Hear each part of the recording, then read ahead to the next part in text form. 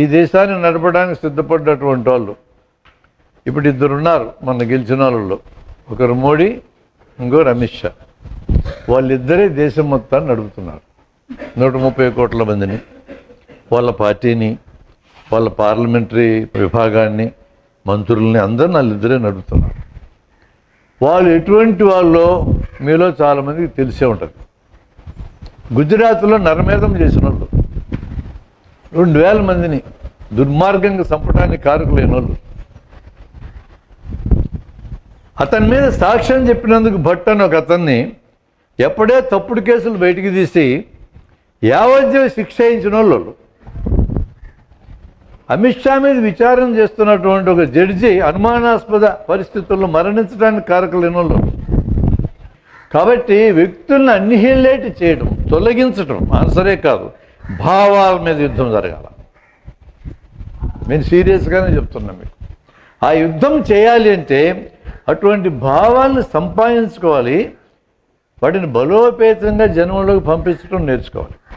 ఎవరైనా సంస్కృతంలో ఒక శ్లోకం పాడితే మనకు ఒక ముక్క అర్థం కాదు. మళ్ళీ పండితుడినా అనుకుంటామా లేదా కదా? ఈ టీవీల్లో తెల్లారుజామున బ్యాచ్ లేస్తుంది, ఇట్లాంటివన్నీ మాట్లాడతా. ఒక్క ముక్క మనకు అర్థం కాదు. ఎంత తెలివిగలడు వాడు. కంఠస్థం పెడితే మనం పాడగలం. అర్థం కాని భాష మాట్లాడినని గొప్పోడు అనుకోవడమే ఒక బానిసత్వం. వాడిని ఏమడగాలి మనం? అర్థం చెప్పరా అని. అలా మనం అలాను వాడి ఎడలు గౌరవంగా చూస్తాం. అట్టాటి శ్లోకాలు నేర్చుకునే పురోహిత వర్గం, నేను బేపనలో అనటం లేదు, ఎందుకంటే బ్రాహ్మణ్స్ కోపం వస్తుంది. కులం కాదు నా ప్రసక్తి. ఒక పని చేస్తున్న ఒక బ్యాచ్ మన ప్రసక్తి. ఆ పురోహిత వర్గం మంత్రాలు నేర్చుకోదు. పెళ్ళప్పుడు మంత్రాలు వాడతారు. మీరు ఎవరికన్నా పెళ్ళైన వాళ్ళు ఉంటే ఆ మంత్రాలతో చేసుకొని ఉండే అవకాశం ఉంది. ఒక్క మంత్రం మనకు అర్థం కాదు. మరి ఏం చెప్తున్నాడో మనకు తెలియదు. నువ్వు ఎంత పెద్ద అధికారివైనా, ఎంత పెద్ద ఆఫీసర్ అయినా, నీకు ఎంత ఆదాయం వచ్చినంత ఆస్తులున్నా వాడు కూర్చోంటే కూర్చోవాలి, లే అంటే లేవాలి. ఇంకా వెనక పెట్టంటే పెట్టాలి. పట్టు వస్త్రాలు ఇది పెట్టంటే పెట్టాలి. బియ్యం వెనక్కి తీసుకెళ్ళాలి. అదేం చెప్తే అదే ఆ కాసేపు. అవునా కదా? అందులో ఒక మంత్రానికి అర్థం, పెళ్లి మంత్రాలు ఏమర్థాలు ఉన్నాయని ఒక వీడియో చేశాం మేము, ఒక అరగంట వీడియో. ఒక్క మంత్రం అర్థం చెప్తా. ఏమని పెళ్లి కూతురుని ముందు అష్టదిక్పాలకులకి అప్పచెప్తున్నా. అష్టదిక్పాలకులు అంటే 8 మంది. ఈ అమ్మాయిని పెళ్లి కొడుకు ఈడంట, ఆ 8 మందికి ముందు ఇస్తారంట. తర్వాత నేను స్వీకరిస్తున్నా, తర్వాత ఈ బేపనోడు తీసుకుంటారంట. ఆ పైన పెళ్లి కొడుకు ఇస్తారంట. ఇష్టమేనా? ఆ అష్టదిక్పాలకులు ఎక్కడున్నారో మనకు కనపడరు కాబట్టి మీకు భయం లేదు. ఈ బేపనోడు ఇక్కడ ఉన్నాడు, వీడికి ఇచ్చినాకంట నీకు ఇచ్చేది. ఒక మంత్రానికి అర్థం ఎట్లుంది దాన్ని మార్చి చెప్తారు ఇప్పుడు వాళ్ళు. కానీ దాని అర్థం ఇదే. అట్లాంటి మంత్రాలతో ఏం పెళ్లి చేసుకుంటారు? నచ్చింది పెళ్లి చేసుకోండి, అయిపోయా. నచ్చింది పెళ్లి చేసుకోవడానికి ఇంత గతి ఏందని పట్టపగులు ఈ టైంలో పెళ్లి కొడుకునే పెళ్లి కూతురుని అట్లే బయటికి తీసుకెళ్తారు. ఈ దిక్కు చూపిస్తారు, ఈశాన్యం దిక్కు. అదిగదు అరుంధతి నక్షత్రం కనపడుతుందా అని అడుగుతారు. పగల నక్షత్రాలు కనపడతాయా? బుద్ధి జ్ఞానం ఉండవు, కనపడవు. మనం కూడా ఏం చేస్తాం? అవి కనపడింది అంట. కనపడింది అనకపోతే ఎంతసేపు చూడమంటాడు. ఎండకి చేస్తాం ఆ సూర్యుడు చూడలేక. ఇంత నటన అవసరమా జీవితంలో? మీరు ఆలోచించుకోండి. అసలు యూత్ మీరు మీ ఆలోచన ఇట్లా మొదలు కావాలి. Departure from the established things. ఇప్పటిదాకా అమలు జరుగుతున్న తప్పుడు వాటికి వ్యతిరేకంగా జీవితం స్టార్ట్ అవ్వాలి. మీరు వెనక పెట్టుకున్నారు ఫోటోలు, ఆ ఫోటోలు అందరూ అటు తిరగబడ్డ బ్యాచే.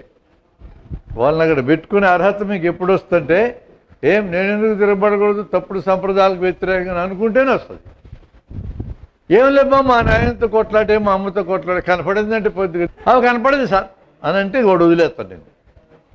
అప్పటికే ఆకలి మీద ఉంటాం, అందరూ మీకు బోబెట్టరు. ఈ పెళ్లి కూతురు పెళ్లి కొడుకు వెనక పెడతారు. ఆకలి అవుతాడు, తొందరగా చెప్పేస్తే పొద్దు కదా తినడానికి పోనిస్తున్నాడు. ఇట్లాంటివన్నీ వాళ్ళు చెప్తారు. అంటే ఈ పురోహిత వర్గం తయారు చేసిన భావజాలంలోంచి మనం ఇంకా బయటకు పోలే. నేను అది చెప్పడానికి చెప్పాను. మన తలకాయలు ఎవడు కంట్రోల్ చేస్తున్నాడో ఈ తప్పుడు భావజాలం కలిగిన వాళ్ళు కంట్రోల్ చేస్తున్నారు. ఇట్లాంటి తప్పుడు భావజాలం మనకి ఎన్నున్నాయో చెప్పలేను. నేను బోల్డ్ అని ఉన్నాయి. నేను కొన్ని పరిచయం చేస్తాను మీకు. ఇందాక నేను ముహూర్తాలు అని చెప్పాను. దాన్ని అనుకున్న సైన్స్ ఏం చెప్తా ఉంది ముహూర్తాల గురించి? ఈ ముహూర్తం పెట్టి సిజేరియన్ చేసే దాని గురించి, బిడ్డ పుట్టిన సమయం ఏది అని క్వశ్చన్ వేసుకున్నాం. పురుషుడి నుంచి ఒక కణము, స్త్రీ నుంచి ఒక కణము తల్లి గర్భంలో కలుస్తాయి. దాని పేరు జైగోట్. ఆ రెండు కణాలు కలిసినప్పుడే నీ జీవితం స్టార్ట్ అయింది. 10 నెలల తరువాత తల్లి గర్భంలోంచి సహజంగా రావడమో అసహజంగా మేము కోసి బయటకు తీయటమో ఇది కాదు పుట్టిన టైము. పుట్టిన టైం జైగోట్ ఫామ్ అయింది. అప్పుడు జైగోట్ ఎప్పుడు ఫామ్ అయిందో ఇంతవరకు ఈ భూమి మీద పుట్టిన వాళ్ళు ఎవరికి కూడా కరెక్ట్ టైం తెలియదు. 3 రోజులు అటు ఇటుగా చెప్పచ్చు. 3 రోజులు అటు ఇటుగా. ఒక్కడికి కూడా కరెక్ట్ డేట్ ఆఫ్ బర్త్ తెలియదు. నా డేట్ ఆఫ్ బర్త్ 1/7/1951. అది నా డేట్ ఆఫ్ బర్త్ కాదు. 2 రకాలకు కాదు. నా తల్లి గర్భం నుంచి పుట్టిన దానికి కాదు, అసలు నేను పుట్టిన దానికి కాదు. ఇది ఎట్ట వచ్చింది? మా టీచర్ తెచ్చిపెట్టాడు. స్కూల్లో తెలిసే టైంకి 5 ఏళ్ళు వెనక్కి కేసు పారేసాడు. అయిపోయాయి. ఈ డేట్ని డాక్టర్స్ డే అన్నాం. బీశ్వరాయ్ పుట్టినది కూడా అదే అని ఆయన టీచర్ కూడా అదే చేశాడు. ఒక దొంగ బర్త్డే బీశ్వరాయికి పెడితే అది డాక్టర్ల దినమైంది. ఇంకో దొంగ బర్త్డే నాకు పెడితే నాకు బర్త్డే కూర్చుంది. నేను అందుకని ఈ చెత్త చేయొద్దురా నాయన, బర్త్డే లేదు, తొక్క తొండం లేదు, ఎత్తిపడేయండి. బర్త్డే ఏం ప్రత్యేకత దానికి? ఇంకో రోజు లాంటిదే. దానికి ఎందుకు నేను ఖర్చు పెట్టాలో? పైసా ఖర్చు పెట్టను. డాక్టర్ల డే కూడా ఖర్చు పెట్టను మానేసా. వస్తారు అప్పటికి హ్యాపీ బర్త్డే అంటే అర్థమైంది తొందరగా సస్తవరా అని అర్థం. అంటే సంవత్సరం పూర్తయింది కొడుక, ఇంక అయిపోద్ది నీ కథ అయింది. ఏడాది అయిపోయింది, గుర్తుపెట్టుకో, తగ్గిపోతా ఉంది టైం అని. అది గుర్తు చేయించుకోవడానికి నేను ఎందుకు జరుపుకోలే బర్త్డేలు? అనవసర పని తప్ప. బర్త్డే గర్భం నుంచి వచ్చిన రోజు కాదు. మామూలుగా కాన్పు అయితే ఎప్పుడు కాన్పు అవుతుందో తెలియదని ఈ చదువుకున్న మేధావులందరూ డాక్టర్ దగ్గరికి వచ్చి వేపనైతే టైం పెట్టించుకొని ఈ టైంకే సిజేరియన్ ఆపరేషన్ చేయాలని మన ఎత్తున పడుతున్నారు. దానివల్ల అందరికీ లాభమే. అమ్మాయి నొప్పులు పడక్కర్లా, తల్లిదండ్రులు కాపలా కాయక్కర్లా, వేపనోడికి పైసలు, డాక్టర్లకు ఆపరేషన్ చేస్తే ఎక్కువ డబ్బులు ఇస్తారు. మాకు కూడా ఏంటంటే కాన్పు అయితే ఆ 4 గంటలు 5 గంటలు కాపలా కాయాలా, ఆపరేషన్ ఏమైంది 15 నిమిషాలు చేసిపోయి నిద్రపోతాం, డబ్బులు ఎక్కువ వస్తాయి. అందరూ హాయిగా ఉన్నారు. ఈ దిక్కుమాల ముహూర్తం వచ్చినాయి. ఇది ఎట్లా పోతుంది? ఇక 100లో 15 గంటే సిజేరియన్లు ఉండకూడదు. ఇప్పుడు 70 ఉన్నాయి. అది 100 అయితే దగ్గరలో. ఎవరూ నొప్పులు పట్టడానికి సిద్ధపడరు. సిద్ధపడడం సరైందా కాదనే చర్చలోకి ఆ విలువల్లోకి నెలడంలా. ఆ మూఢనమ్మకం ఎట్లుందో చెప్పడానికి మీకు చెప్తున్నా. దానికి రకరకాల సూత్రీకరణలు పద్ధతులు చెప్పేటోళ్ళు ఉన్నారు.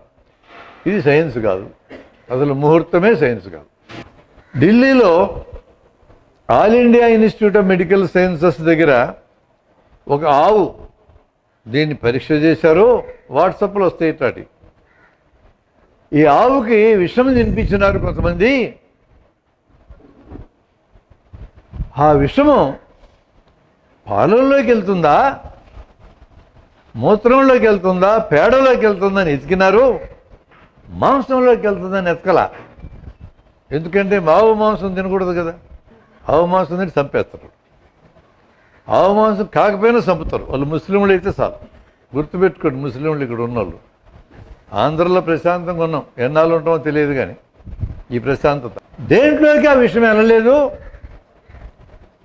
అరే విషం తింటే ఎక్కడో చోటుకి వెళ్ళాలి కదా, ఎక్కడికి పోకుండా ఎలా ఉన్నది అని పరిశీలిస్తే ఆవు గొంతులో విషాన్ని పెట్టుకున్నది శివుళ్లాగా అని రాశాడు తలమాసినోడు. అది సైన్స్ అంట. ఆవు ఒకే ఒక్క జంతువు ఈ భూమి మీద ఆక్సిజన్ పీల్చుకొని ఆక్సిజన్ వదులుతుంది అని రాశాడు ఒకడు. ఇప్పుడు దాని వెనక సైన్స్ ఏముంది? సైన్స్లా కనపడుతుంది చూడడానికి. ఇది మనం పీల్చుకునే గాలిలో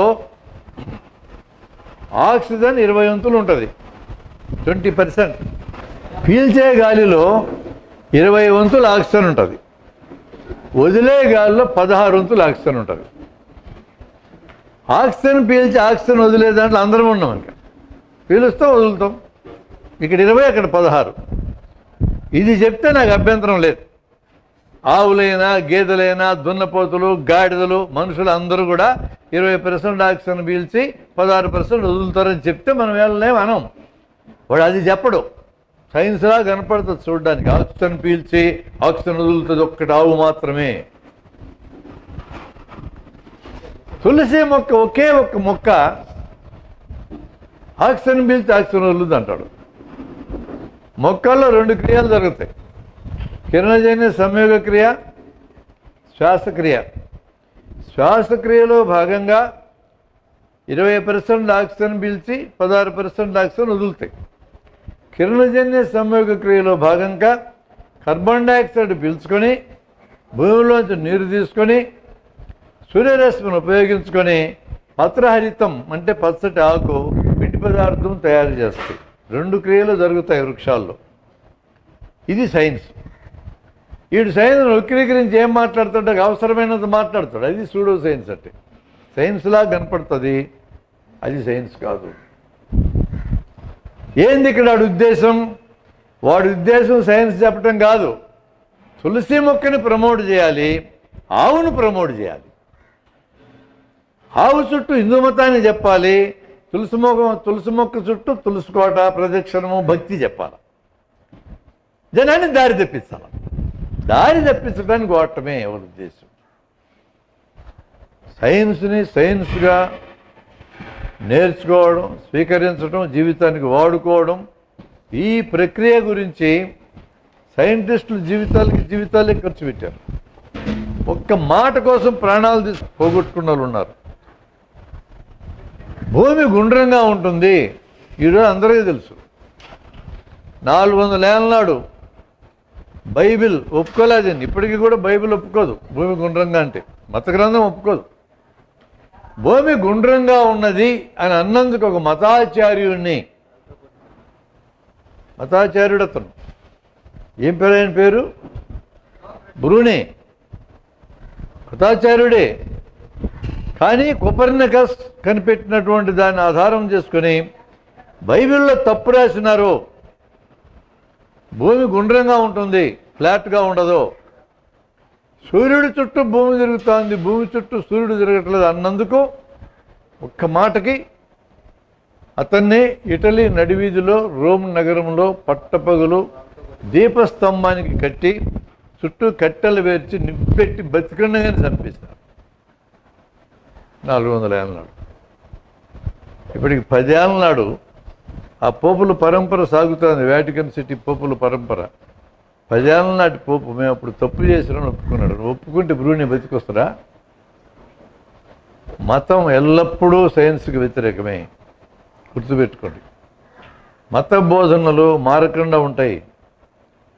సైన్సు కొత్త కలుపుకుంటూ పోతుంటుంది.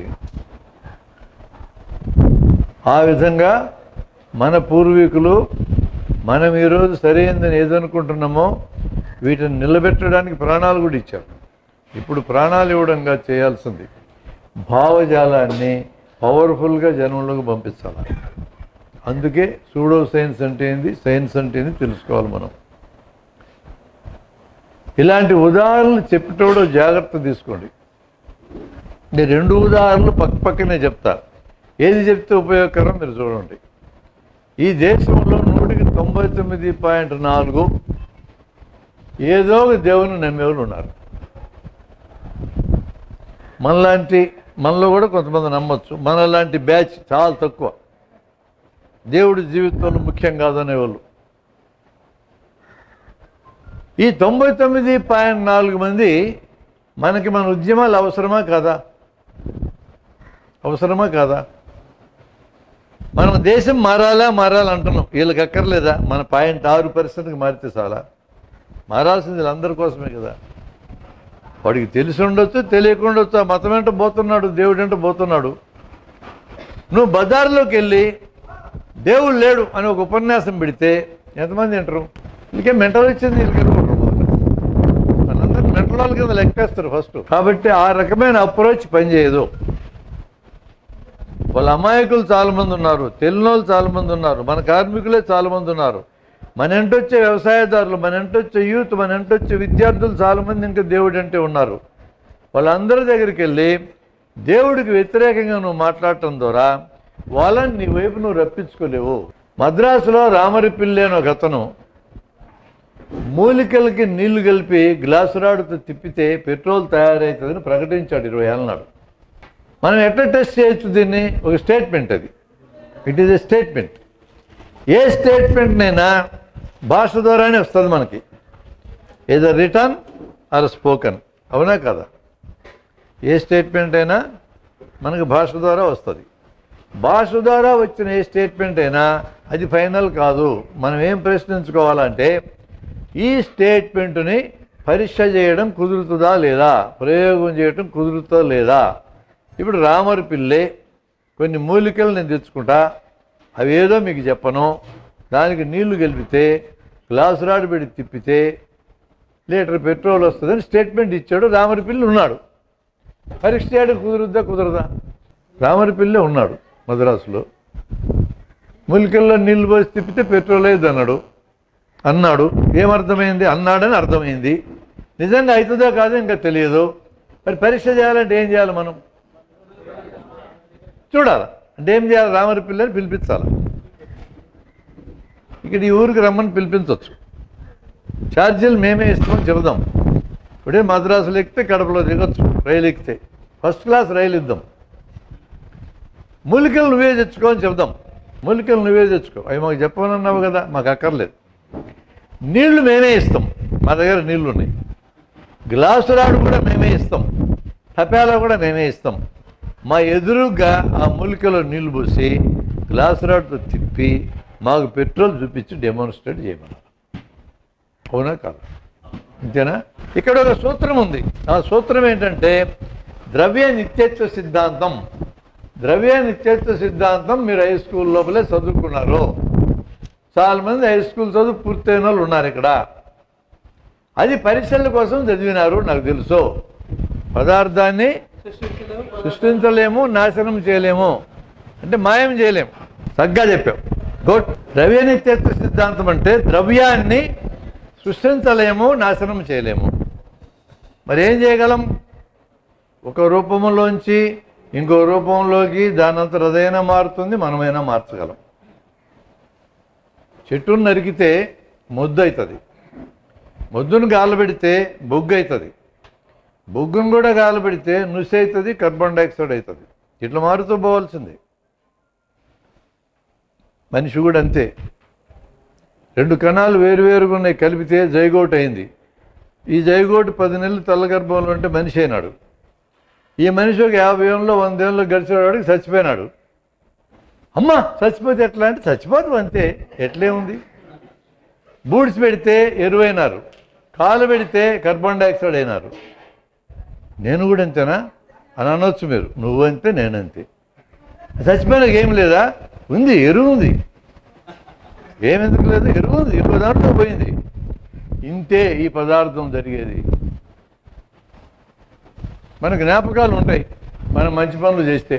ఎదో పనులు చేసినా గుర్తుంచుకుంటారు మనల్ని. ఇట్లా గుర్తుంచుకోలే అంటే ఎదో పనులు చేసినా గుర్తుంటాం, మంచి పనులు చేసినా గుర్తుంటాం. ఎట్లా గుర్తుపెట్టుకోవాలి మనల్ని మనం తెలుసుకోవాలి. అది మన ఇష్టం, అది వాళ్ళ ఛాయిస్, మన ఛాయిస్.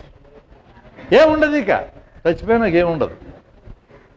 ఆత్మ ఉండదు, స్వర్గం లేదు. ఇంతవరకు ఒక్కడు కూడా స్వర్గం పోయించున్నాను నేను చూడలే. మీరు ఎవరన్నా చూస్తే చాలా పనులు తోడుతాం నాకు. చచ్చిపోయినాక స్వర్గం పోతాం, ఈ స్టేట్మెంట్ని పరీక్ష చేయడం కుదురుద్దా? ఇందాక రామరిపిల్లని పరీక్ష చేయడం కుదురుద్దు అన్నారు మీరు. రామరిపిల్లని పిలిపించాలి, మూలిక తెచ్చుకోమన్నాం, నీళ్లు మనం ఇస్తాం, గ్లాస్ రాడ్ మేము ఇస్తాం, తపేలా మేము ఇస్తాం, తిప్పు పెట్రోల్ అయింది మాకు చూపించమన్నాం. చచ్చినాక స్వర్గం పోతాను అనేదాన్ని పరీక్ష చేయడం కుదురుద్దా? కుదరదు. ఎందుకని? స్వర్గం పోవాలంటే ముందు సావాలా, చచ్చిపోయి మళ్ళీ తిరిగి రావాలా, స్వర్గం చూసి మళ్ళీ రావాలి వెనక్కి. అప్పుడు వాడు చెప్తాడు నేను పోయించున్నా అని. మరి నాకెట్ట అర్థం కావాలి? నాకు అర్థం కావాలంటే నేను కూడా చచ్చిపోయి స్వర్గానికి పోయి చూసి మళ్ళీ రావాలి.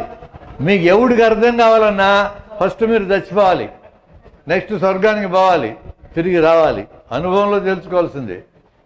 ఇంతవరకు చచ్చిపోయినాడు ఒక్కడు కూడా వెనక్కి రాలేదు కాబట్టి తిరిగి మళ్ళీ అదే రూపంలో స్వర్గం గురించి తెలుసుకోవడం కుదరదు, ఎవడికి కుదరదు. మరి పోతానని బ్యాచ్ సంగతి ఏంది? ఏమో రిజర్వ్ చేసుకున్నారు, పోతారేమో మనకు తెలియదు. మనమైతే పోం, ఎవరూ పోం. పరీక్ష చేయడానికి వీలు కానీ ఏ వాక్యానైనా పరీక్ష చేయడానికి పూనుకోకూడదు. ఇది సైన్స్. పరీక్ష చేయడానికి వీలైన దాన్ని పరీక్ష చేసి ఏమి రిజల్ట్ వస్తే దాన్ని స్వీకరించాలి. ఇప్పుడు రాముడి పిల్లని పిలిపించా. ఇక ద్రవ్యనిత్యత సిద్ధాంతాన్ని అప్లై చేస్తే ఈక్వేషన్ యువతల పక్క ఎంత ద్రవ్యం ఉందో ఈక్వేషన్ యువతలో కూడా అంతే ద్రవ్యం ఉండాలి వేరే రూపంలో. మూలిక 100 గ్రాములు, నీళ్ళల్లో నీళ్లు తప్ప ఏ పదార్థం లేదు, నీళ్ళే ఇంకేం లేదు అక్కడ. దీన్ని గ్లాసు రాటి పెట్టి తిప్పితే 900 గ్రాముల పెట్రోల్ వచ్చింది.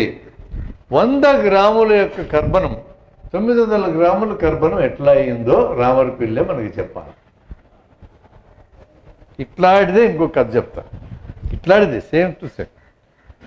పుట్టబర్తిలో సత్యసాయిబాబా ఉన్నాడు ఇది వరకు, ఇప్పుడు చచ్చిపోయాడు లేడు. ఆయన బతుకున్నప్పుడు కథ ప్రచారంలో ఉన్నది. ఆయన బెంగళూరు నుంచి బాగా ఖరీదైన కారులో పుట్టపర్తి వస్తూ వస్తూ రాత్రిపూట మధ్యలో పెట్రోల్ అయిపోతే డ్రైవరు ఆందోళన పడ్డాడు. ఈ రాత్రిపూట పెట్రోల్ అయిపోతే అయ్యగారు తిడతాడే ఉండని. కానీ వెనక సీట్లో కూర్చున్న అయ్యగారు తిట్టకుండా చిద్విలాసంగా నవ్వుతూ ఉన్నాడు. వీడికి అసలు అర్థమే కాల ఎందుకు నవ్వుతున్నాడు. బాబు బండికి పెట్రోల్ అయిపోయింది అన్నాడు సాయిబాబా. వాడికి తెలుసు, డ్రైవర్కి కూడా తెలుసు ఆ సంగతే. ఏం చేయాలో ఆలోచిస్తున్నావు కదా. అవును ఆలోచిస్తున్నాను స్వామి అన్నాడు. దగ్గరలో ఎక్కడన్నా బావో కుంటూ ఉంటే చూసి వెనక డిక్కీలో బిందె ఉంటుంది, నీళ్లు తీసుకురా అన్నాడు. ఇప్పుడేం అవసరమైంది దీనికి నీళ్ళతో, ఎవరైనా దొడ్డికిపోతారేమో అనుకున్నాడు. అట్టే కదా అనుకుంటాం మనం. డ్రైవర్ మామూలు మనిషి, సరే బిందె తెచ్చాడు, ఎందుకులే మనకెందుకులే ఇవ్వాలని. ఆయన అలానే చిరునవ్వు నవ్వుతూ కుడి చేయి చిటికినేలు దాంట్లో పెట్టి తిప్పగానే బిందె మొత్తం పెట్రోల్ అయిపోయింది. దీన్ని బండికి పోసుకొని పుట్టపర్తి పోయినారు. ఇది కదా. మనం ఏం చేయొచ్చు? అర్జెంటుగా ఆయన బతుకున్నప్పుడు జనవిజ్ఞాన వేదిక తరఫున మా లెటర్ హెడ్ మీద ఉత్తరం రాసినాం. చాలా గొప్ప పని స్వామి ఇది, మామూలు ఉత్తరం రాసి మీరు రండి, మీరు ఏళ్ళు పెడితేనే పెట్రోల్ అవుతుందంటే సామాన్యమైన విషయం కాదు ఇది. అసలే అరబ్ దేశాల దగ్గర నుంచి పెట్రోల్ కొనుక్కోలేక వస్తున్నాం.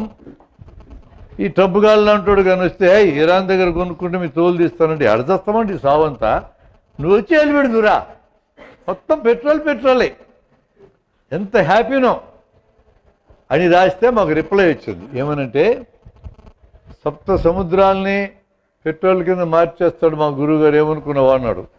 మేమేం అనుకోలే, మార్చమనే మేము అడుగుతుండేది. సప్త సముద్రాలంటే ఏందని అడిగాం. మళ్ళా పాల సముద్రం, మేగడ సముద్రం, పెరుగు సముద్రం, నెయ్యి సముద్రం, లిస్ట్ అంతా చదివాడు. ఉప్పు సముద్రం చివర.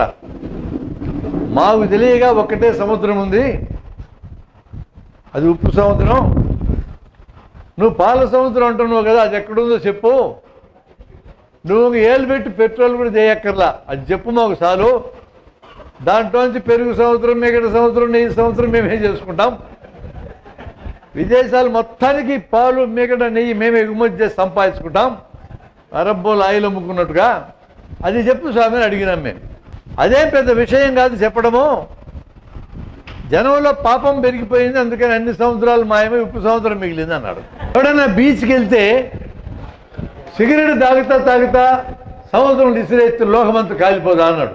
ఓయమ్మ, ఇంతలా ఆలోచన నాకు రాదు. సైన్సే అంతా చెప్పేదాడు.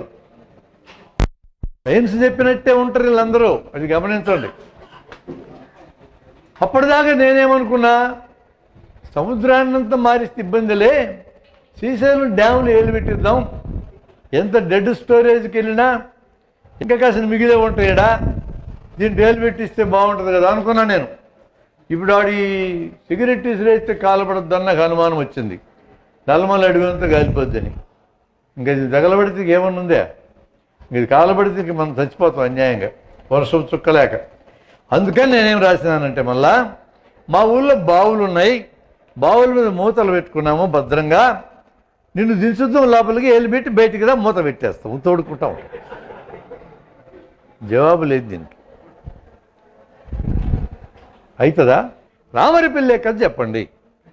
ఎందుకంటున్నానంటే, 199 మంది ఏదో భగవంతుడు అంటున్నప్పుడు, ఏదో మతం అంటున్నప్పుడు, ఓ మతానికి ప్రతీకగా ఉన్న గురించి చెప్తే ఆయన భక్తులు జన్మలో ఉండి నీకు వ్యతిరేకంగా ప్రచారం చేస్తున్నాడు. వాడు రీజన్ చూడడు. రీజన్ చూడకుండా ఈరోజు విద్యా విధానం నడుస్తుంది. చెప్పాను నేను, 60 ఏళ్ళ నుంచి కార్యక్రమాలు చేశారు, ఇప్పుడు 70 ఏళ్ళు అయింది. రీజన్ చూడకుండా ఆలోచించి జనాన్ని 3 తయారు చేశారు. వాళ్ళందరినీ మనకు వెనక్కి వ్యతిరేకంగా తిప్పుతారు. అందుకని రామరిపల్లె గురించి చెప్పాను అనుకో, ఎవడు మాట్లాడు. కానీ విద్యార్థుల దగ్గర రామరిపల్లె గురించి చెప్పినా, సాయిబాబా గురించి చెప్పినా చెప్పే సూత్రము ఒక్కటే. ఏంటది? ద్రవ్య నిత్యత్వ సిద్ధాంతమే. నువ్వు చదువుకున్న చదువుని అప్లై చేసి ఇక్కడ అప్లై చేసి ఎలా ఉంటుందో చూపిస్తున్నాం. నీకు ఇబ్బంది లేనిదే నువ్వు మాట్లాడాలి. గోదావరికి పుష్కరాలు జరిగినాయి తెలుసుగా. మన ముఖ్యమంత్రి గారు చంద్రబాబు గారు చాలా శ్రద్ధతో చేయించారు. అంత శ్రద్ధతో ఎందుకు చేయించారు? ప్రజల మీద ప్రేమ ఎక్కువై ప్రజలకు పుణ్యం తెప్పించాలని కోరుకునైనా నిన్ను మునిగితే పాపాలన్నీ పోతాయని ప్రెస్సులో విపరీతంగా ప్రచారం చేయించి మునిగించినారు. పాపాలన్నీ పోతాయి, గోదావరి మురికి నీళ్ళు మునిగితే ఫ్రెష్గా మళ్ళా చేసుకోవచ్చు. ఈ లోపల బరువు ఎక్కువైందనుకో ఇంకో పుష్కరం వస్తుంది కృష్ణ, మళ్ళా చేసుకోవచ్చు. మళ్ళా బరువు అయిన తుంగభద్రకు వస్తుంది, పెన్నాకు వస్తుంది. పెన్నాలు నీళ్ళు రావడానికి అయిన వదిలితే కానీ రాదు పుష్కరం. దానికి ఎక్కడో చోట మునిగితే పోతూ ఉంటాయి పాపాలు. అది ఏదో పద్ధతిలో నీళ్ళలో బుడంగానే మునిగితే పాపాలు పోతాయి అనేది కానీ జనానికి తెలిస్తే పాపాలు చేయడానికి ఎందుకు భయపడతారు? ఇక ఎందుకు మునిగితే పోతాయి. అది నమ్మినోడు ఎక్కువ పాపాలు చేస్తారా, అది నమ్మనోడు ఎక్కువ చేస్తారు? చెప్పండి. మునిగితే పాపాలు పోతాయి నమ్మినోడు ఎక్కువ చేస్తారు, ఫ్రీగా చేస్తారు. ఇప్పుడు ఎదో పనులు చేసిన వాళ్ళందరూ బోల్డ్ అంతమంది, వాళ్ళందరూ దైవభక్తులే. ఆఫీసులో లంచం తీసుకున్నట్టు టేబుల్ మీద వెంకటేశ్వర బొమ్మ ఉంటుంది, లంచం తీసుకుంటాడు. దేవుడు అంటే భయమే లేదు వాడికి. వాడికి భయం సీసీ కెమెరా అంటే భయం. అది రికార్డు చేస్తారు. సీసీ కెమెరాకి భయపడతారు కానీ వెంకటేశ్వరకి భయపడ్డాడు. రిజిస్ట్రేషన్ ఆఫీసులో పద్ధతి ప్రకారం చాలా నీట్గా క్రమశిక్షణతో ప్రతి రిజిస్ట్రేషన్కి పైసలు తీసుకుంటారు. వాళ్ళ ప్రశాంతంగా ఉంటారు. బా ఏం ప్రశాంతం, మేకలతో పులులకు భద్రం. ఎంత రిజిస్ట్రేషన్ ఫీజు అవుతుందో అంత గీజ్ అనేది కట్టాలి, అంటే లంచం కట్టాలి. చాలా పద్ధతి, మెకానిజం భలే ఉంటుంది ఆడ. నాకు బాగా నచ్చిన డిపార్ట్మెంట్ అదే. ఎవడిని ఏం అడగక్కర్లా. అక్కడ ఉంటాడు ఒక బంట్రోతు, ముద్రలు గుద్దేటాడు, వాడు మొత్తం సెటిలైజ్ చేస్తుంటాడు. ఎవడి పని వాడు క్రమశిక్షణతో చేసుకుంటాడు. వాడు ఎవడికి భయపడతాడు? ఏసీబీ అంటే భయపడతాడు. వెంకటేశ్వరకి భయపడతాడా? అస్సలు లెక్కే చేయరు. అసలు భగవంతుని ఎవరు లెక్క చేయరు. అందుకనే పాపాలు ఎక్కువ ఎవరు చేస్తారంటే భగవంతుని లెక్క చేయనోడు, భగవంతుని తీవ్రంగా నమ్మినోడు. తీవ్రంగా నమ్మినోడు పోయి మునగొచ్చుగా అయిపోతాయి పాపాలన్నీ. ఆ టైంలో మన ముఖ్యమంత్రి గారు జనమందరూ మునిగే దగ్గరికి వెళ్ళి ఆయన కూడా మునగడానికి వెళ్ళాడు. తొక్కిసలాట్లో 29 మంది మరణించారు. అప్పుడు అపోజిషన్ పార్టీలన్నీ చంద్రబాబు రాజీనామా చేయాలని గోల్ చేశారు. మీరెవరా బుద్ధి జ్ఞానం లేకుండా చంద్రబాబు రాజీనామా చేయమంటారు? మీకు ఎప్పుడు మాట్లాడితే రాజీనామేనా? ఏం లేవు ఆ ఉద్యమాలు మీకు? చంద్రబాబు చేసిన పని సరిగా అర్థం చేసుకోక మీరు రాజీనామా అంటున్నారు. మామూలుగా నదిలో మునిగితేనే పుష్కరం రోజున పుణ్యం వస్తుంది. అలాంటిది పుష్కరం రోజు చచ్చిపోతే డైరెక్ట్ స్వర్గానికి వెళ్తున్నాడు. 29 మందిని స్వర్గానికి పంపించిన చంద్రబాబు గారిని మెచ్చుకోవాలన్నా రాజీనామా చేయమనాలన్నా? అది సెట్ అయ్యారు. ఇప్పుడు నీ మీద కేసు పెట్టడానికి లేదు, నువ్వు తిట్టలేదుగా, నువ్వేం తిట్టలా ఆయన్ని, మెచ్చుకున్నావు. ఇప్పుడు ఈ మధ్య వాట్సాప్ మీద ఇంకా పెద్ద స్టిక్చర్స్ వస్తాయి, మనల్ని ఏ పెడితే పెట్టలేరు, సెటైర్లు పెట్టాలి. పార్లమెంట్లో ఉన్నటువంటి 500 చిల్లర మంది చాలా పేదవారు అని మొదలెట్టాడు ఒకడు. చాలా పేదవారు. అందుకనే వాళ్ళకి 2 రూపాయలకి ఇడ్లీ ఇస్తారు, పేదోళ్ళు కదా. అందుకనే వాళ్ళకి ఛార్జీలు లేకుండా దేశమంతా తిరగనిస్తారు. అందుకే వాళ్ళకి మొబైల్ ఫోన్ సౌకర్యము నెలకి 20,000 ఇస్తారు. ఈ దిక్కుమాలిన జియో, మనకంతా జియోనే ఉండే, ఎందుకు ఇవ్వాలి వాళ్ళకి 20,000? ఇది ట్రాయం. చాలా పేదవారు వాళ్ళు అని మొదలెడతాం. ఉద్యోగస్తులు 30 ఏళ్ళు పనిచేస్తే కానీ రిటైర్మెంట్ బెనిఫిట్స్ ఎవరు, పెన్షన్ ఇయ్యరు. వీడు 5 ఏళ్ళు పార్లమెంట్లో ఉన్నా, అసెంబ్లీలో ఉన్నా పెన్షన్ ఇచ్చేస్తారు చచ్చేదాకా. ఎవరిదా డబ్బంతా? ఈ డబ్బంతా ఎవరిదండి అని అడుగుతాం మనం చాలా మర్యాదగా. అది కూడా మేమే సంపాదించినామండి, మీకోసం ఇచ్చినామంటాం. సెటైర్ వాడాల. మీరు ఉద్యమాల్లో లీడర్స్ కావాలనుకుంటున్నారు, నడిపేవాళ్ళ కింద మారాలనుకుంటున్నారు, నడిపేవాడికి మాట్లాడడం చేత కావాలి, లేకపోతే కుదరదు. యూనివర్సిటీల్లో జ్యోతిష్యం పెట్టారు, డిగ్రీలు ఉన్నాయి, దానికి పోస్ట్ గ్రాడ్యుయేషన్లు ఉన్నాయి. దీన్ని పరీక్షించడానికి మనకున్న మెథడ్ ఏంది? పరీక్ష చేసి చూడాలి, అంతే కదా. నేను సంఘటన చెప్తా, దానికి సంబంధించిన ఎవిడెన్స్లు మీకు చూపిస్తా. పరీక్ష చేసేది ఎలా అది మనకు తెలియాలా, పరీక్ష చేసే మెథడ్ తెలియాలి. నేను ఒకసారి విజయనగరంలో ఉన్నప్పుడు నాకు ఫోన్ వచ్చింది. పూర్ణమోహన్ ఆయన పేరు, గుంటూరు, పెద్ద జ్యోతిష్ పండితుడు. ఫోన్ చేసి ఏం చెప్పాడంటే, జ్యోతిషం శాస్త్రీయం, సైన్స్ అని ప్రూవ్ చేస్తే 6 కోట్ల డబ్బులు ఇప్పిస్తామని మీరు అన్నారా అని అడిగాడు. ఇప్పిస్తామని చెప్పాను. నా దగ్గర 6 కోట్లు కాదు కదా, 6 లక్షల గుళ్ళు. మరి ఎట్టి ఇప్పిస్తా? వేరే వాళ్ళది ఇప్పిస్తా అని చెప్పాను. జేమ్స్ ర్యాండీ అని ఒక అతను యుఎస్లో ఉంటాడు, అతను ప్రకటించినాడు 6 లక్షలు ఇస్తా, 6 కోట్లు ఇస్తానని. అది ఇప్పిస్తా అన్న. ఇంకా ఏటీ కోవూర్ అని ఒక ఆయన ప్రొఫెసర్, సైకాలజీ ప్రొఫెసరు. ఈయన చాలా కాలం నాడు, 40-50 ఏళ్ళ నాడు శ్రీలంకలో కొలంబోలో స్టేట్ బ్యాంకులో 1 లక్ష రూపాయలు డిపాజిట్ చేశాడు. అది ఇప్పుడు 20 లక్షలు అయింది. అది కూడా ఇట్టోళ్ళకి ఇస్తానన్నాడు ఆయన. మా జన విజ్ఞాన వేదిక 2 లక్షలు ఇస్తాను ఆ తరఫున అన్న. మొత్తం 6,22,00,000 ఇస్తామని చెప్పారు. అయితే జ్యోతిషం శాస్త్రము లేదా సైన్స్ అని ప్రూవ్ చేయాలి అంటే మెథడాలజీ మనం రాసుకోవాలి కదా అన్నాం. రాసుకోవాలన్నాడు అతను కూడా. ఈ లోపల అర్ధగంటలో ఇతని స్నేహితుడు ఇంకొకరు శశిమౌలి అని పాలకోలు నుంచి అతను ఫోన్ చేసి, మీరు ఇట్లా పందెం కాసినారంట కదంటే, అవు కాసిన అన్న. మేమిద్దరం వస్తాం మీతో తెలుసుకోవడానికి అన్న. రావు, తెలుసుకుందామన్నా. విజయవాడలో మేము గెలిచాం. కలిసినాక మేము పెట్టిన ప్రతిపాదన ఏంటంటే, ప్రూవ్ చేయటం అంటే ఏంది, ఇది మనకు తెలియాలి. ప్రూవ్ చేయటం అంటే ఎవరైనా ఒక స్టేట్మెంట్ ఇస్తే ఆ స్టేట్మెంట్ ఒక పనికి సంబంధించింది అయితే ఆ పనిని తిరిగి చేసి చూపించటమే నిరూపించటం అంటే. ఒక పనిని నిరూపించటం అంటే తిరిగి చేసి చూపించటమే. నిప్పులో చేయబెడితే కాలుతుంది అని ఒక పని గురించి నేను చెప్పాను మీకు. నిరూపించను నువ్వు అడిగావు అంటే నేనేం చేయాలి? అప్పుడు మళ్ళా నిప్పులో చేయబెట్టి కాలిందో లేదో నీకు చూపించాలా. అడిగింది ఎవరు? ఈ అమ్మాయి అడిగితే ఈ అమ్మాయి చేయబెట్టాలా, ఆయన అడిగితే ఆయన చేయబెట్టాలి. నా చేయి నేను ఎందుకు పెట్టుకుంటా? ఆల్రెడీ పెట్టినాక ఒకసారి నాకు కాలిందంటున్నాక ఇప్పుడు మీ చేతులు పెట్టి చూడాలి. ఎవడికి అనుమానం వస్తే అటు చేయబెట్టాలి. అంతేనా? నిరూపించడం అంటే అంతే. ప్రయోగం అంటే అదే అర్థం. చేసి చూపించటమే, తిరిగి చేసి చూపించటమే. ఇప్పుడు జ్యోతిష్యంలో ప్రయోగం అంటే ఏందని మాట్లాడుకున్నాం. మాకు రకరకాల శాస్త్రాలు ఉన్నాయండి అన్నారు.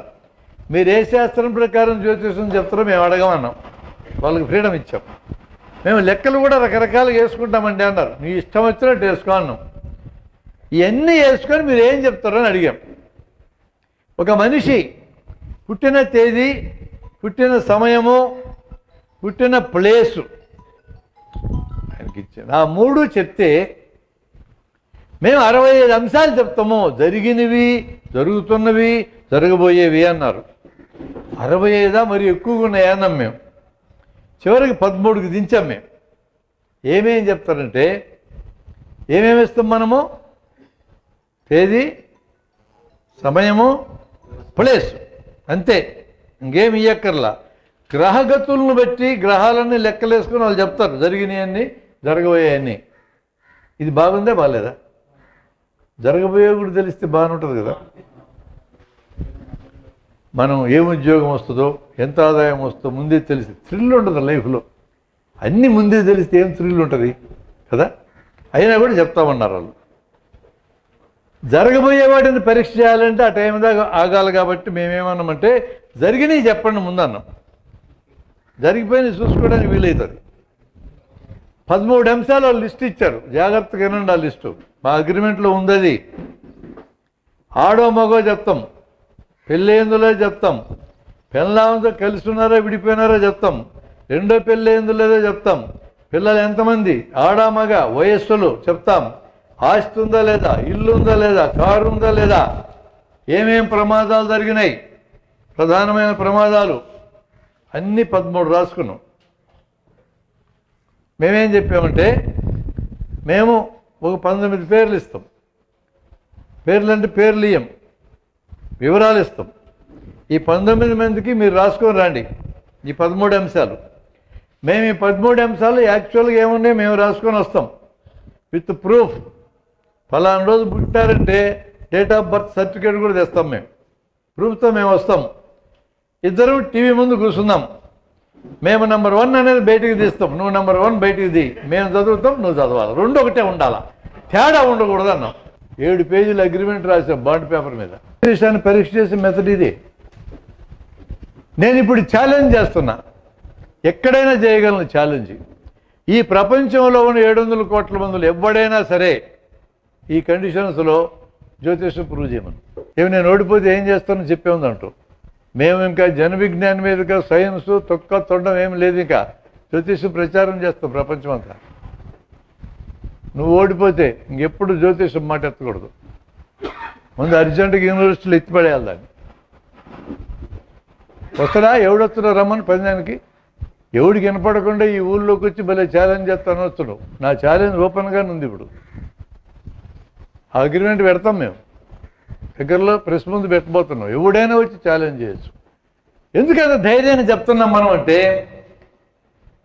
జ్యోతిషం సూడో సైన్స్, సైన్స్ కాదు అది. సైన్స్ లాగా కనపడుతుంది కానీ సైన్స్ కాదు. ఇట్లాంటివి తెలుసుకోవడం వల్ల మనకు లాభం ఏంటంటే మనం మోసపోకుండా ఉంటాం. అందుకని తెలుసుకోవాలి. అందువల్ల మనం చెప్పేవి ఇతరుల యొక్క సోకాల్డ్ మనోభావాలు దెబ్బతినకుండా ఉండేవే ఎంపిక చేసుకోవాలి. అది టెక్నిక్ అంటే. పోయేటప్పుడు కర్నూలులో కేసికన్ అల్లుడిన వినాయకుడి విగ్రహం ఉంది. పోయేటోడు వచ్చేటోళ్ళు చెప్పులు చెంపలెట్టాడు కొట్టుకొని పోతాడు.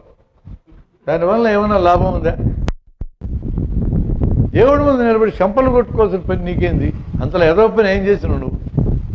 విశ్వాసుడు అనేవాడు తపస్సు చేశాడు వరాలు కావాలని. ఈశ్వరుడు వచ్చాడు, ఏం కావాలరా అన్నాడు. ఏమైనా ఇస్తావా అన్నాడు. ఏమైనా ఇస్తావు, ఏమనుకుంటున్నాడు అన్నాడు.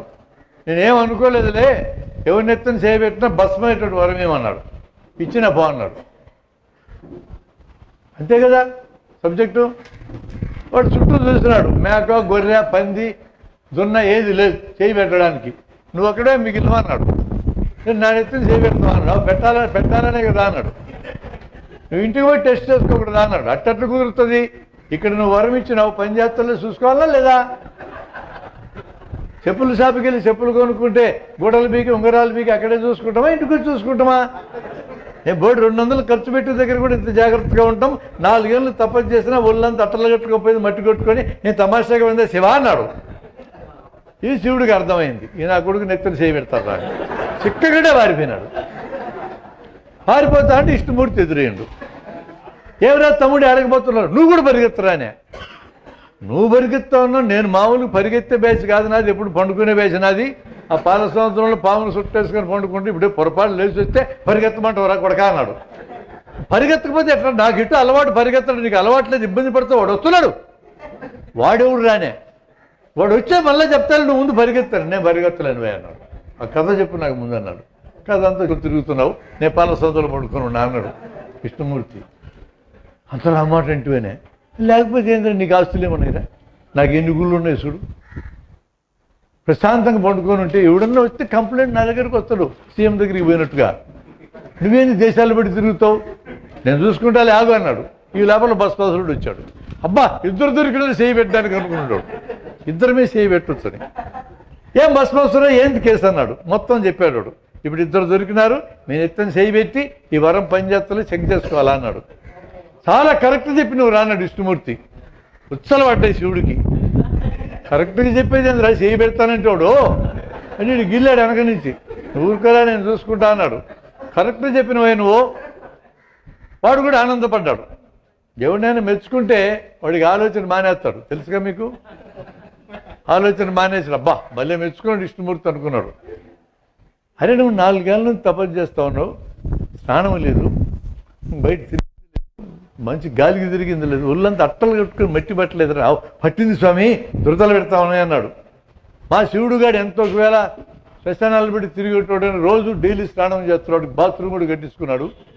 నువ్వు 4 ఏళ్ళు స్నానం చేయకుండా ఉంటే ఈ ఒంటితోనే ఈ అట్టబెట్టిన జుట్టుతోనే వచ్చి మా వంటితో చేయబెడతావు, సిగ్గుండదు దానే. కానీ హౌస్ స్వామి ఎక్కడ నీళ్ళుంటే చెప్పు స్నానం చేస్తా అన్నాడు.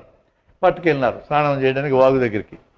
అరే కాళ్ళు రుద్దుకో అన్నాడు. రుద్దుకున్నాడు. తొడలు రుద్దుకున్నాడు. పొట్ట రుద్దుకోవా, ఎందుకు రుద్దుకోను, రుద్దుకున్నా అన్నాడు. మరి భుజాలు కూడా రుద్దుకున్నాడు. మెడకాయ రే ఎంత మట్టి పట్టింది స్వామి మెడలో, మెడ రుద్దుకున్నాడు. మరి ఆ అట్టగట్టిందిరా, తలకాయ రుద్దుకోవు రానే. హౌ రుద్దుకుంటా అంతే, వస్తున్నాడు. ఇట్లాంటి ఎదవ పనులు దేవుళ్ళే చేస్తారు, మనుషులు చేయరు. నేను ఎన్ని చెప్పాలి ఇట్లాంటి ఎదవ పనులు. రామరాజ్యం అని అరుస్తున్నారు ఈ మధ్య. రాముడి దగ్గరకు బేపనే ఇచ్చాడు, నా కొడుకు చచ్చిపోయింది అని. అంటే ఆసుపత్రికి పట్టుకెళ్ళాలా, నా దగ్గరికి ఎందుకు వచ్చాడు అనాలి కదా. అనలే. నీ కొడుకు చచ్చిపోయాడా అన్నాడు. అవు చచ్చిపోయాడు. ఎందుకు చచ్చిపోయాడు నీ కొడుకు? రామరాజ్యంలో బేపనాయన కొడుకు చచ్చిపోయేది ఏంది అని నిలదీసినాడు వాడు. భయమ్మ పెద్ద కథ అయ్యేటట్టుందని అందరు గురువులందరినీ పిలిచాడు. వీడెవడో కొడుకు చచ్చిపోయినట్టు చూడండి అని గురువులందరూ మీటింగ్ వేసుకొని, రామరాజ్యంలో బేపనాయన చచ్చిపోతున్నట్టు ఏదో అనర్థం జరుగుతూ ఉంది దేశంలో అనేటు చూసి, మరి ఆ అడవిలో చెట్ల కింద శంభుకుడు అనేటువంటి తపస్సు చేస్తున్నాడు, వేదాలు చదువుతున్నాడు, అందుకని బేపనే కొడుకు చచ్చిపోయాడు అని చెప్పారు వీళ్ళు. మరి ఏం చేయాలన్నాడు రాముడు. ఏమి చేసేది ఎందుకు స్వామి, మాట మంత్రి లేకుండా పట్టెక్కినాడు మేరకాయ నరకాలన్నాడు. బయలుదేరాడు రాముడు ఈ బేపనోళ్ళని వెంట పెట్టుకొని, గురువులందరిని వెంట పెట్టుకొని. ఈ కొడుకు చచ్చిపోయినాడు కూడా బయలుదేరి, ఎటు పని లేదుగా కొడుకు చచ్చిపోయిన అక్కడికి ఇలాంటి బయలుదేరినవాడు కూడా. శంభుగుడు తపస్సు చేస్తున్నాడు, శూద్రుడు అతను, అంటే మన కేటగిరీ. టక్కన కత్తితో నరికేసినాడు. ఇట్లాంటి పని ఎవడన్నా చేస్తే ఇప్పుడు ఏం చేస్తారు? రామరాజ్యం అట్లాంటిది కావాలి మనకి ఇప్పుడు కదా. భార్య మీద అనుమానం వస్తే నిప్పుల్లో చూసేసినాడు సారు, తెలుసుగా. పవిత్రతను నువ్వు టెస్ట్ చేసుకొని, ఆ మహాతల్లి కాబట్టి నిప్పుల్లోకి వెళ్ళిన వల్ల బయటకు వచ్చింది కథ కాబట్టి. బయటకు వచ్చినా ఊరుకోవాలిగా. ఊరుకున్నాడా మన స్వామి? మళ్ళీ అయోధ్య పోయి నాకేం చేసినాడు? వాడెవడు ఫుల్ తాగి సాగలు తిప్పని డైలాగులు కొడితే చెప్పా పెట్టకుండా అడవికి పంపించినాడు భార్యని. గర్భిణీగా ఉన్నప్పుడు భార్యని వదిలేసి అడవిలో పంపిస్తే గృహహింస చట్టం కింద ఎన్నాళ్ళ లోపల నూగుతారు? ఇట్లాంటి రామరాజ్యం కావాలా? మీరు మాట్లాడేవాడు జాగ్రత్తగా మాట్లాడండి. ఇట్లాంటి పనికిమాల రాజ్యం కాదు రావాల్సింది. ఇది ఎక్కడ మాట్లాడాలి అక్కడే మాట్లాడాలా. ఇది మాట్లాడేటప్పుడు నువ్వు ఇందాక చెప్పిన మెథడ్ వాడుకోవాలి, సెటైర్ మెథడ్ వాడుకోవాలి. చాలా గొప్పవాడు రావడం స్టార్ట్ అవుతాను నేనైతే. ఎంత గొప్పవాడంటే భార్య మీద అనుమానం వస్తే టెస్ట్ చేసుకున్నాడా, టెస్ట్ చేసుకునే మెకానిజం తెలుసు ఆయనకి. అందుకని నిప్పుల్లోకి బొమ్మనుడు మనకు తెలియదు ఆ మెకానిజం. అందుకని పుట్టిక్కిన చంపుతాం, భార్యల్ని చంపకూడదు, అటు నిప్పుల్లో పెట్టాలా అని చెప్తాను నేనైతే. ఏమనుకుంటారు అనుకోమను, చెప్పే తీరును మార్చాలంతే. ఇట్లాంటివి మనం కొన్ని స్టాక్ తయారు చేసి పెట్టుకోవాలి. మీ నోట్స్లో రాసి పెట్టుకోండి. సూడో సైన్స్ ఉండేవి. మా కడప జిల్లాలో ఒకసారి జరిగిన సంఘటన. నేను ఋషికేశ్లో తపస్సు చేసిన, గొప్ప గొప్ప మంత్రాలు నేర్చుకున్నా, నా మంత్రం ప్రభావంతో బంగారాన్ని డబుల్ చేస్తా అన్నాడు. మీ ఇంట్లో బంగారం అంతా గొయ్యి తీసి పాతిపెట్టండి, నేను మంత్రం వేసేస్తే తెల్లారా 2 రెట్లు అయింది అన్నాడు. అవుతుందా? బంగారం డబల్ అవుతుందా? ఒక పిల్లోడు అడిగాడు, ఇంత దూరం వచ్చి మా ఇంట్లో బంగారం డబల్ చేసే పని ఏంది, నీ చేతికి ఉంగరం ఉంది కదా, బంగారం ఉందే కదా అన్నాడు. బంగారం ఉందే అన్నాడు. అది మీ ఇంట్లోనే గొయ్యి తీసి పాతిపెట్టి రేపటికి 2, ఎల్లుండికి 4, ఆవులుండికి 8 అటు చేసుకుంటూ ఒక ఏడాది పాటు బండ్లు ఉంగరాలు అవుతాయి కదా అన్నాడు. ఈ పిల్లోడు అడిగింది కరెక్టేనా? పిల్లోళ్ళకి ఇంకా తెలివి ఉంది. మన విద్యాలయాల్లో తెలివి లేకుండా చేస్తున్నాం. చాలా సహజంగా పిల్లలకి తెలివి ఉంటుంది, పెద్ద అయినాక తెలివి పోతుంది. ఎందుకు పోతుంది? తల్లిదండ్రులు చాలా జాగ్రత్తగాను, విద్యాలయాలు ఇంకా జాగ్రత్తగాను తెలివి లేకుండా చేస్తారు. ప్రశ్నించడాన్ని రద్దు చేస్తారు. ప్రశ్నించడం రద్దు చేస్తే నాశనం అయిపోతాం. కాబట్టి మనం నేర్పాల్సింది తిరిగి మళ్ళీ ప్రశ్నించడం నేర్పడమే. ఇప్పుడు దీని అనకుండా తిరిగి చెప్తా మీకు. మీరు వాట్సాప్ తెరిస్తే కొన్ని పోస్టింగ్లు కానుపుంకం వస్తూ ఉంటాయి. సూర్యుడిలో ఓమని శబ్దం వినపడుతుంది అంటాడు ఒకడు. నీకెట్టని పడిందిరా సూర్యుడి దగ్గర వచ్చే శబ్దం? అంత దూరం నేను దూరం సౌండ్ ట్రావెల్ చేస్తా, అసలు కాంతి ప్రయాణం చేస్తా కదా, సౌండ్ ఇంత దూరం వస్తుందా? నీకు వినపడదు అంటాడు. అట్లా ఈ రోజున చదువుకున్న వాళ్ళని దారి తప్పించడానికి కొన్ని వేల మంది నిత్యము పనిచేస్తూ ఉన్నారు. ముందు టీచర్లను పట్టుకోండి. 100 మంది కాబట్టి అందరిని కలిపితే 100-200 అవుతారు. ప్రతి ఊళ్ళో ఈ టీచర్లతో నెలకొకసారి కలవండి. మంచి టీచర్లు వీళ్ళు. వీళ్ళ చిన్న కోరిక కోరండి. ఏమంటే, మీరు రెగ్యులర్గా బడికి పోయేటోళ్ళే, మీ గురించి మాకేమీ సమస్య లేదు. క్లాస్ రూమ్లో ఉన్న 45 నిమిషాల్లో ఒక 5 నిమిషాలు పాఠం కాకుండా పిల్లలకి పనికొచ్చే మాట్లాడండి. అంటే సైన్స్ గురించి, లేదా సూడో సైన్సు, దేశభక్తుల జీవిత చరిత్రలు, భగత్ సింగ్ గురించో, చెగువేరనో, ఇట్టటో జీవిత చరిత్రలు, సైంటిస్టుల జీవిత చరిత్రలు, సైన్స్ సంబంధించిన విషయాలు, ప్రశ్నించేవి రకరకాల ప్రశ్నలు. ఈ 5 నిమిషాల్లో ఏమేం చెప్పచ్చు అనేది కానీ మీ దగ్గర సబ్జెక్ట్ ఉంటే ఈ టీచర్లతో ఇంటరాక్ట్ కాండి. ఈ టీచర్లే రేపు పొద్దున మనకి ఉపయోగపడేది. వాళ్ళు చేసిన తప్పు మనం చేయక్కర్లా. వాళ్ళు ఏం చేసినారంటే భావజాలు నిర్మించడానికి సొంతంగా స్కూళ్ళు పెట్టి ఖర్చు పెట్టుకున్నారు. మనం సొంతంగా స్కూళ్ళు పెట్టొద్దు, ఉన్న స్కూల్ని వాడుకుందాం, ఖర్చు లేకుండా పని అవుతుంది. మంచి టీచర్లని ఒక్క స్కూల్లో 10 మంది టీచర్లు ఉన్న చోట ఒక్క టీచర్ను పట్టుకున్నా సరే వారంలో 25 సార్లు పిల్లలతో మాట్లాడతాడో, 25 సార్లు. ఆ ఒక్క టీచర్కి ఉండాల్సిన క్యారెక్టర్ ఏంటంటే, ఇది జాగ్రత్త, రెగ్యులర్గా బడికి వెళ్ళేవాడై ఉండాలి, పిల్లలంటే ప్రేమ ఉండేవాడు కావాలి. ఇవి రెండును కనిపెట్టడం తేలికే. మంచి టీచర్లు ఎవరి మండలంలో అంటే ఎంఈఓని అడిగినా కూడా మంచి టీచర్ల పేర్లు ఇస్తున్నారు. ప్రతి ఎంఈఓకి తెలుసు మంచి టీచర్లు అనేటోళ్ళు. మూడో క్యారెక్టర్ చాలా ఇంపార్టెంట్. ఒక్క టీచర్ ఇలాంటి పని చేసినప్పుడు మిగతా 9 మంది వెనక్కి లాగుతూ ఉంటారు. అది మన సహజ స్వభావం. ఎండ్రకాయ స్వభావం అంటారు దాన్ని. ఒక బుట్టలో ఎండ్రకాయలు వేస్తే పైకెక్కి ఎండ్రకాయని మిగతా వెనక్కి బీగుతూ ఉంటాయి. ఈ స్వభావం ఉంటుంది. ఎవడైనా సరే వెనక్కి బీగితే ఈ టీచర్ ఏం చెప్పాలంటే, నేను క్లాస్ రూమ్లో 5 నిమిషాలు చెప్పేదే, నువ్వు కూడా చెప్తే చెప్పు, లేకపోతే నోరు మూసుకొని రాకు అనే ముండోడు కావాలా. ఈ ముండోళ్ళు మనకు దొరుకుతారు. ఈ ముండోళ్ళని కానీ సంపాదించి స్కూల్కి ఒకరిని తయారు చేస్తే, ఇక్కడ మన అడ్వాంటేజ్ చెప్తున్నా. సెంటర్లో కస్తూరి రంగన్ కొత్త విద్యా విధానం పెట్టినా, స్టేట్ గవర్నమెంట్ సహకరించకపోయినా, డిఈఓ ఎంఈఓ సహకరించకపోయినా, క్లాస్ రూమ్లో టీచరే ఫైనల్. వీడేం చెప్తే అది అక్కడ అమలు జరుగుతుంది. SR no is final. టీచర్ని పట్టుకుంటున్నాను నేను, మిగతా వదిలిపోవద్దు. ఇప్పుడు మనకు అంతకంటే ఆధారం లేదు. ఒక 10 ఏళ్ళు మనం కానీ విద్యార్థులతో ఇంటరాక్ట్ అయ్యే ఈ టీచర్ల సంఖ్యను పెంచామంటే 10 ఏళ్ళకి పిల్లలందరూ మనలాగా పెద్దోళ్ళు అవుతారో వాడి సంగతి వాళ్ళు చూసుకుంటారు. నీకేం కష్టం లేకుండా చెప్పినది. దీనికి ఎంత కష్టం మనకి చెప్పండి. మీరు మొబైల్ ఫోన్ తెరవాలి, మీ లిస్టులోంచి మనకు పనికొచ్చే వాళ్ళు లిస్ట్ వేయాలి, టీచర్లు లిస్ట్ వేయాలి. అది మొత్తం కలెక్ట్ చేసి వాళ్ళ మీద ఆధారపడి మనం పని చేయాలి. దమ్మిడి ఖర్చు లేని పని నేను చెప్తున్నా. ఈ మిగతా వాళ్ళందరూ ఉన్నారు కదా టీచర్లు కాకుండా, దీనికి ఏం చేస్తారంటే నెలకొకసారి వీళ్ళందరికీ ఇన్ఫర్మేషన్ ఇచ్చి కరెంట్ ఇష్యూ ఏది ఉంటే దాని మీద చర్చ పెట్టించండి. ప్రతిరోజు కొత్త సమస్య వస్తూనే ఉంటుంది సమాజంలో. అట్లాంటి ఒక ఇష్యూని జనమందరూ మాట్లాడుకునే ఇష్యూ మీద చర్చ పెట్టండి. ఎవరు వినేది ఎవరు? ఏదో స్కూల్లో ఖర్చు లేనటువంటి ఏరియాలో కూర్చుంటాం, నెలకి ఒక ఫిక్స్డ్ డే అని వీళ్ళందరికీ ఇన్ఫర్మేషన్ ఇస్తాం, మెసేజ్లు ఫోన్లు చేసి చెప్తాం. ఇప్పుడు ఫోన్లు ఫ్రీ. జియో వాడు ఎందుకు ఇచ్చాడు ఫ్రీగా నీకు? వాడి పర్పస్ వేరే. మనం ఏం చేసుకోవాలి? దాన్ని ఇదే ఫోన్ వాడుకొని మనం మెసేజ్లు ఇచ్చుకొని ఫోన్లు చేసుకొని జనాన్ని పిలుచుకొచ్చి వాడిని కాజేయండి అని చెప్పాలి. ఎవడి పర్పస్ వాడికి ఉంటుంది. వాడి పర్పస్ అది, మన పర్పస్ అది. వాడి ఫోనే వాడుకుంటాం. లేకపోతే కృష్ణా గోదావరి బేసిన్లో ఎంత గ్యాస్ పట్టుకెళ్తున్నాడు పైసా ఇవ్వకుండా మనకి. వాడిప్పుడు దేశాన్ని నడిపేది. మోడీ అనుకుంటున్నారు మీరు, తప్పు. ముఖేష్ అంబానీ నడుపుతున్నాడు. పని గా చేయాలంటే ఆడి ఫోనే వాడుకోవాలి. ఇవే కాంట్రడిక్షన్స్ అంటే, ఇవున్న కాంట్రడిక్షన్సే వాడుకోవాలి. పిల్లల్లో రెబిలియన్ థింకింగ్ ఉంటుంది, తిరగబడే స్వభావం ఉంటుంది. దీన్ని వాడుకోవాలి మనం. క్వశ్చన్ చేయటం నేర్పిస్తుంది చాలు పిల్లలకి. విద్యా విధానంలో పనిచేయరు, మీకు ముందే చెప్తున్నా.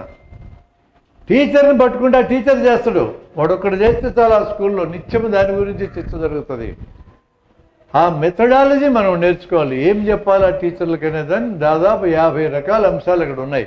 ఒక కథ ద్వారా చెప్పచ్చు, ఒక ఎనక్డోట్ చెప్పచ్చు, ఓ ప్రశ్న ఇవ్వచ్చు. పిల్లల్ని ఒక 10 మందిని ఎక్స్కర్షన్కి పట్టుకెళ్ళాలి. ప్రశ్న చెప్తున్నా మీకు. ఎక్స్కర్షన్కి పట్టుకెళ్ళాలి. ఓ ప్రైవేట్ స్కూల్కి వెళ్ళాం. 10 మంది పిల్లల్ని స్టేజ్ దగ్గరికి రమ్మన్నా. మిమ్మల్ని హైదరాబాద్ ఎక్స్కర్షన్ పట్టుకెళ్తా అన్న. ఓ ఆనందంగా చప్పట్లు పెట్టారు. మీ అందరికి హైదరాబాద్ అంతా తిప్పి చూపించినాక సాయంత్రం ఇమిలిమిని బస్ స్టాండ్కి పట్టుకొచ్చి మిమ్మల్ని అక్కడే వదిలేసి నేను కడప వెళ్ళిపోతా, మీరు ఏం చేస్తారా అన్న. చప్పట్లు కొట్టిన వాళ్ళు ఇప్పుడు ఏం చేస్తారు? ఓర్మని ఏడ్చినారు. ప్రైవేట్ స్కూల్ పిల్లలు, లేదా నారాయణ స్కూల్, శ్రీ చైతన్య అనుకో. వాళ్ళకి ఎప్పుడు చదవడమే నేర్పించారు, కానీ ఇట్లా హైదరాబాద్ పట్టుకెళ్ళి వదిలేస్తే ఏం చేయాలో నేర్పిస్తలా. అక్కడ చేసేటట్టు సార్ సాయంత్రం 5 అయితే మా అమ్మ నాయన వాళ్ళు భయపడతారు, నువ్వు హైదరాబాద్ మెట్ట రావాలా అన్నారు. ఓ గవర్నమెంట్ స్కూల్కి వెళ్ళా, ఇదే క్వశ్చన్ ఇచ్చా.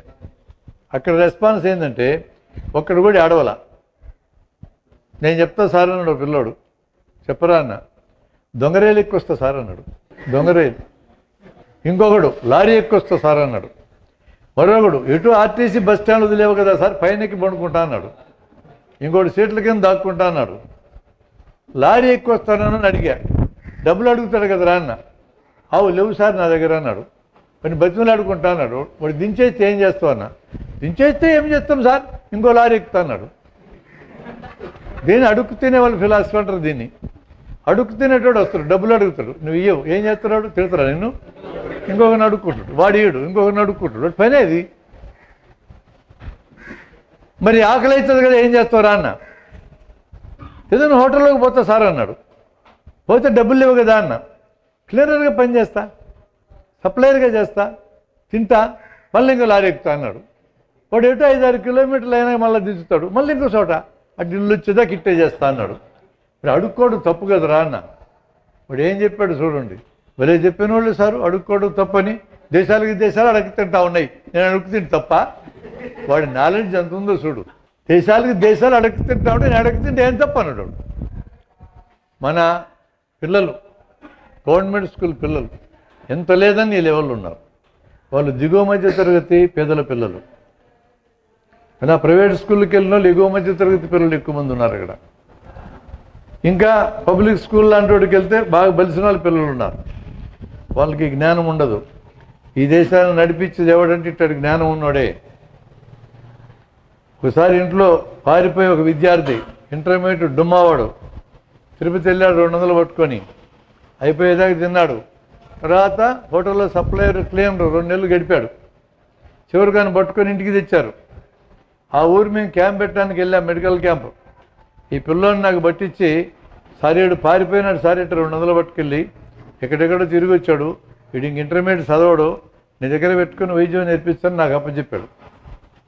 4 ఏళ్ళు వైద్యం నేర్పించిన తర్వాత వాడు ఏమి నేర్చుకుని వచ్చాడు తెలుసా ఈ 2 నెలల్లో? అదే మిమ్మల్ని నేర్చుకోమని అడుగుతుండేది. మాట్లాడడం నేర్చుకున్నాడు తిరుపతిలో.